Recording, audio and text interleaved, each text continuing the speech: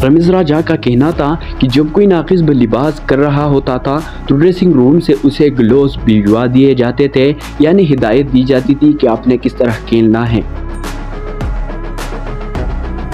उन्होंने बताया कि भारत के खिलाफ जयपुर में एक मैच खेला गया जिसकी पहली इनिंग में वो अच्छी खासी बैटिंग कर रहे थे और सबसे ज्यादा स्कोर भी उन्हीं का था। उस विकेट पर गेंद बहुत ज्यादा स्पिन हो रहा था तो वह स्वीप शॉट मार रहे थे जिसकी वजह से बॉल बार बार टॉप एज हो रही थी।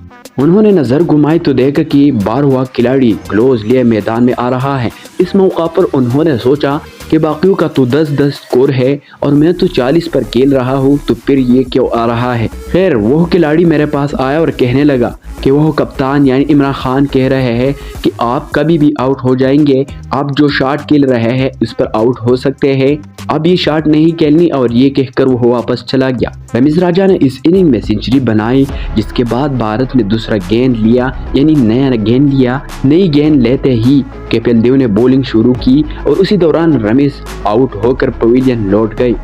रमीज राजा बताते हैं कि वो अभी ड्रेसिंग रूम से काफी पीछे थे कि दरवाजे से गालियां पड़ना शुरू हो गई। वो हैरान रह गए कि सेंचुरी के बावजूद भी गालियां क्यों पड़ रही है। उसी दौरान उन्हें ऐसी आवाजें आ रही थी कि तुम्हारी भी क्लब वाली जहनीत है, 100 किया और आउट हो गई, और वो भी इस पोकर बॉलर। रमीज राजा ने बताया कि ये बात मुझे बाद में मालूम हुई कि इमरान खान की कपिल देव से बहुत ज्यादा लगती थी और वो सभी इस बात पर ही था कि मैं कपिल देव से क्यों आउट हुए।